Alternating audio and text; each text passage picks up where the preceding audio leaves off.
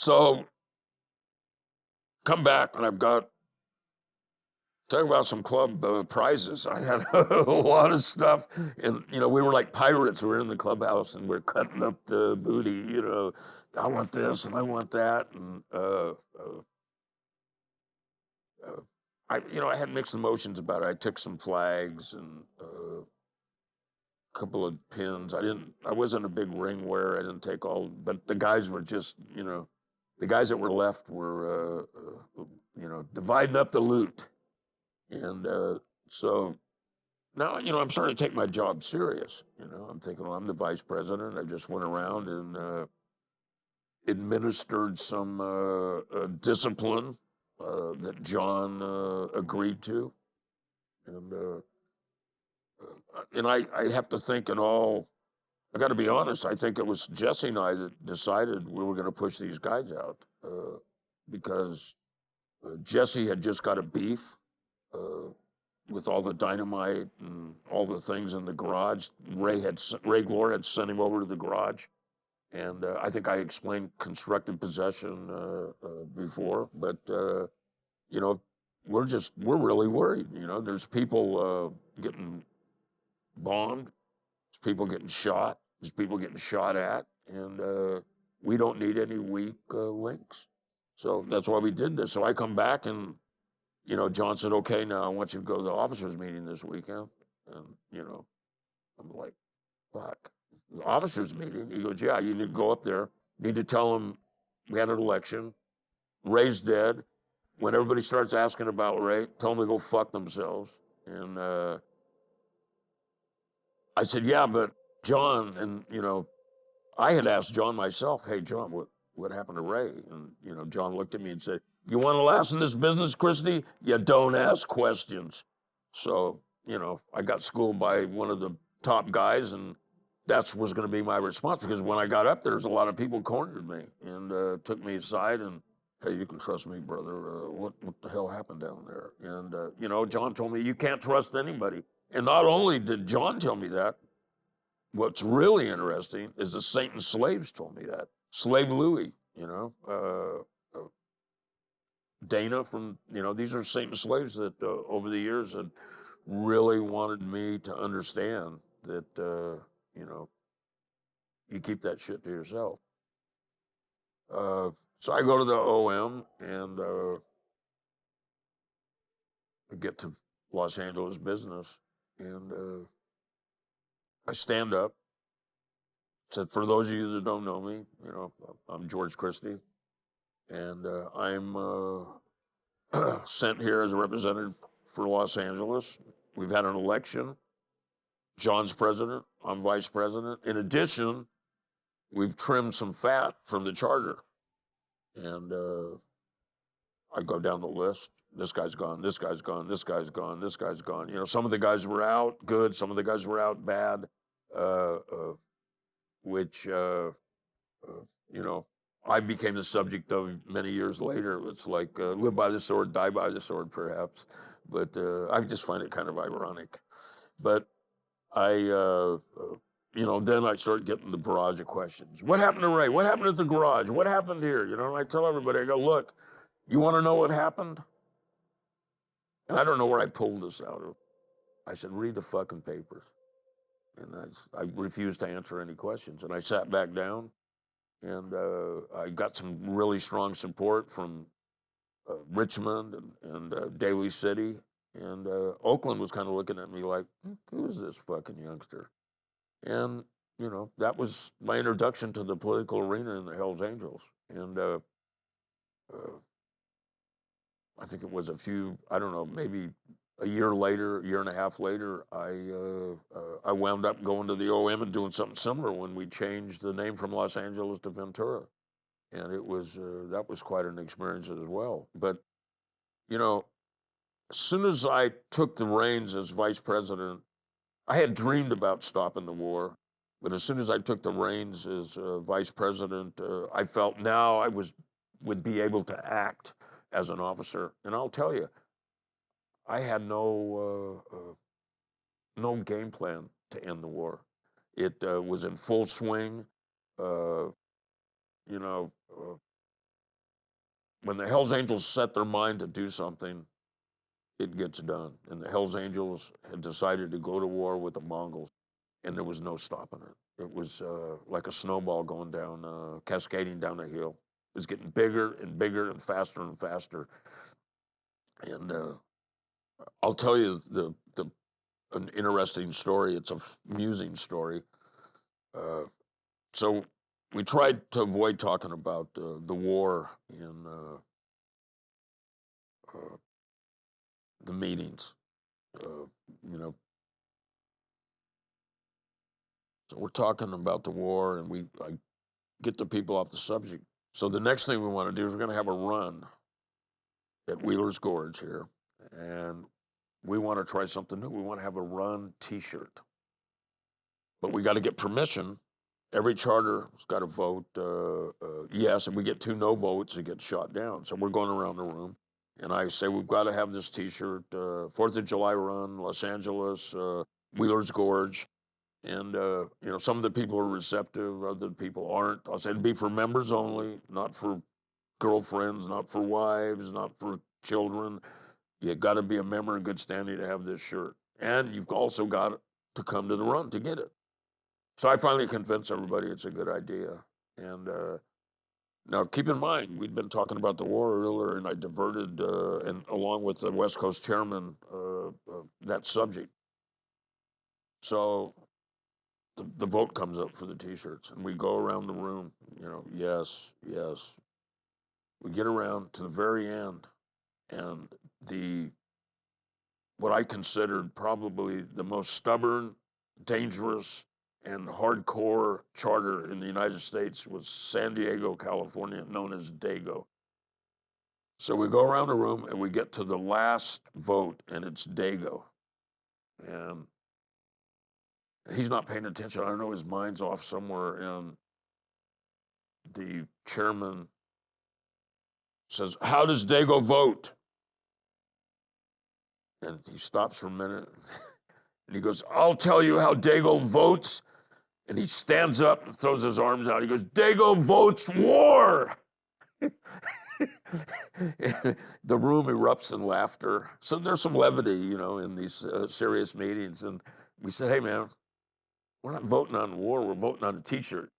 You want a T-shirt, dude?" "Yeah, fuck yeah, I want a T-shirt." And that was the mindset of some of these guys. But I'll never forget that as long as I live. Dago votes war.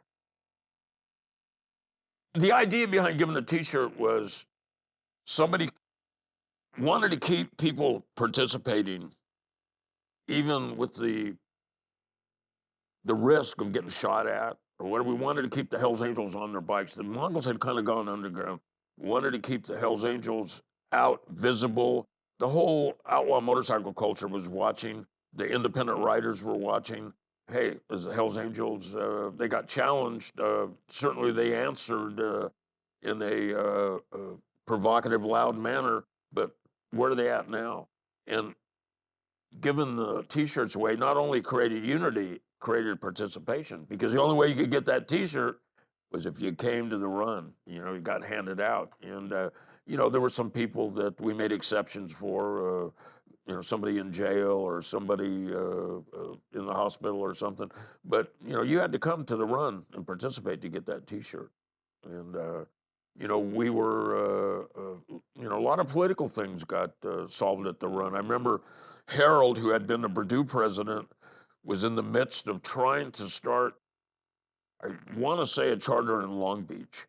The charter in Orange County, we were trying to build the South, and the charter in Orange County failed because of Cliff Mallory, the informant. So Harold's trying to build a charter in Long Beach, and there was an old school member named Popeye, and I get to the run up here at Wheeler's Gorge, and Marvin is going around the run site, and I didn't realize it at the time. Marvin and I became very close later. Marvin's looking for Popeye, and he's got pie's Polynesian pie. So he's got pie with him, and I'm loaded on LSD, and Pie's got a spear and he's got like look like war paint on, and he's got like a headdress and shit.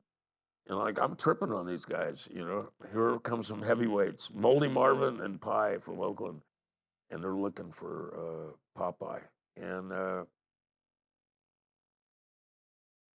Marvin goes, "I'm Marvin from Oakland," and Popeye. All Popeye says is, "I'm Popeye," and Marvin and him start fighting, you know. And that was the last time I saw Popeye. Popeye didn't want to go through the confrontations that were ahead of him to reestablish that charter. I don't know what had happened between Marvin and Popeye. Marvin had been a Fresno Hell's Angel at one time, and I think there was some bad blood between Popeye and Marvin when Popeye was a Purdue Hell's Angel, you know, or a South Bay Hell's Angel. I don't really know. We didn't keep, you know, really uniform notes at those times, and a lot of stuff was passed down as legend or by word of mouth. So, you know, I try to sort this stuff and I try to remember these things because I want a historical record of what's going on. I just did an interview for a Danish newspaper, and they asked me why I was doing what I was doing. And my answer to them was because 100 years from now, if somebody finds an interest in myself or the Hells Angels, I want there to be a record from me, not some third or fourth party that wants to fill in the blanks. And that's why I do what I do. You know, there's a guy, Outlaw Archives, that works constantly on this stuff. And a lot of people don't like him because he owns a lot of Hell's Angel and other coffin cheaters, Vagos, whatever club it may be. He has a lot of indicia from these different clubs, but he has a real historical record of what's transpiring. And to me, that's important. It's like, I don't know why Marvin and Popeye were fighting. And maybe it's not important, but maybe it is to a guy like me, you know, because I care, you know. I used up a lot of sick leave when I became a leader in the Hells Angels, when I worked for the DOD. And what's interesting is my interest, I really liked that job at the DOD. Strange as it may sound, you know. I mean, it was pretty cool. You know, you go out to Santa Cruz Island and, you know, I'd do my job. I'd go to the submarine surveillance system out there and do things, you know, scout around out there. You weren't supposed to do, but, you know, we would sneak out of the housing area and go onto the island. A lot of Chumash, you know, history there, artifacts and whatnot. Wound up with a Chumash skull that I gave to David Ortega, and it later became a murder investigation. Cops raided the house. They saw the skull sitting on the fireplace mantle. It had a nice little box David had built around it. And they actually thought that it was somebody that we had murdered, and somehow, you know, we were sporting the skull there. And of course, they do a DNA analysis and they find out the skulls, this is back in, you know, 85 or something. You know, the skull's over 150 years old. And of course, you know, we're no longer suspects. But there was an investigation now why we had Indian artifacts without a license. It's just, you know, it never ends with these guys. But, you know, and, you know, I'm sure some of Indian American natives would be offended, but, you know, we didn't disrespect it. It was cherished by us. And we used to call him Pallone, you know, Baldy. That was his nickname. But, you know, it was an important thing, you know, one of David's trinkets. It was very important. But, you know, my time, when I became a member of the Hells Angels, I could see the writing on the wall. And, you know, ultimately it leaked out that I was a Hells Angel leader in Los Angeles. And basically I was invited to quit. And, you know, they threatened to take my security clearance away and that I would never leave the billeting area. I would just hang around there waiting for a job, which would never come. And I thought, you know what? I'll become a full-time Hells Angel. I'll spread my wings and really get into the whole political arena of the club.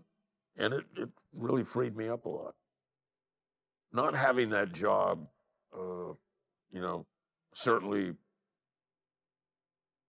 the security of that job, you know, just was eroding away slowly as I was becoming a Hell's Angel. I was using up sick leave. I was using up vacation time. Uh, I was staying up all night, and I wasn't using narcotics like to stay awake at work or anything. And I don't know if they had testing back then or not, but I was very careful.